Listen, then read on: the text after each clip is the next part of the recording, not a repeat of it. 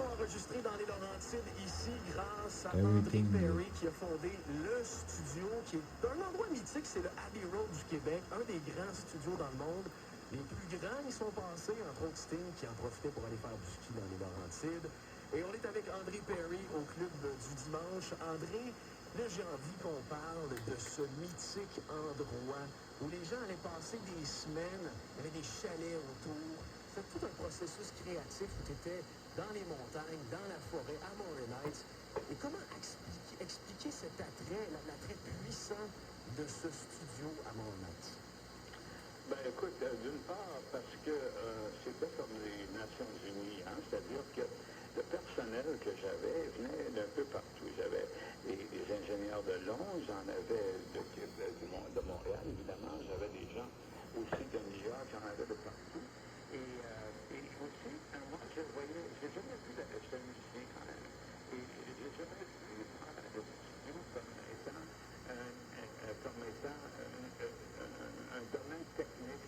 J'ai toujours vu ça un instrument de musique. Avec le temps, on a commencé à enregistrer beaucoup de choses, même dans la salle de contrôle, où on branchait carrément directement les guitares, les amplis, les pianos électriques, les synthétiseurs et tout. Ça se passait plus dans le studio, ça se passait dans la salle de contrôle. Alors, j'avais aussi changé aussi la perception que les ingénieurs du son c'était un mélange de gens, puis que les musiciens c'était un autre. Hein, ça venait d'une vieille époque, là, des années 20, 30, 40 et compagnie. Et c'est par la même fois d'ailleurs. Moi, j'ai changé cette donne, d'une part. Et puis, je travaillais beaucoup avec des compagnies qui développaient l'équipement aussi, avec cette perception que c'était un instrument de musique. Il y avait cet aspect-là. Il y avait le fait que, tu sais, le premier qui est venu, c'est Cat Stevens. J'avais fait Louis Fury, Louis is Crazy. Et Louis, lui, il avait le même gérant que Cat Stevens. Cat Stevens avait une peine d'amour. Il aimait pas travailler dans les studios dans les grandes villes. Et puis, à un certain moment, son gérant, il fait entendre Louis, et puis là, à un certain moment, il dit « Wow, il dit, that sounds great ». Alors, il m'appelle, il dit « Sais-tu, il dit, je vais réserver 4 jours, il dit, pour juste aller vous sentir, puis rester 2 mois. Il a fait 4 disques, il a même écrit une tune pour moi hier qui s'appelle Two Fine People. Alors, pour te dire que, et ça, c'est un peu le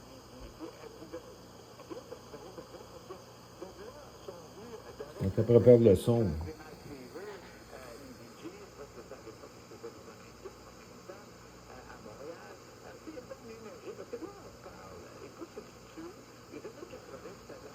On t'a préparé le son de la radio.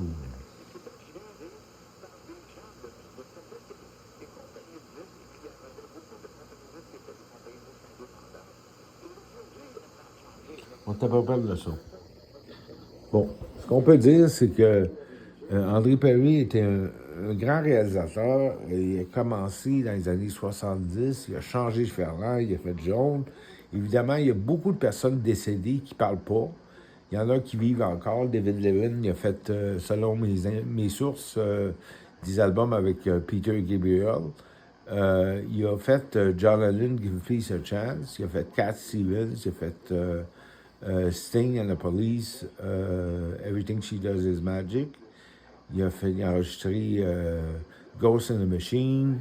Ça a été fait un peu partout dans le monde.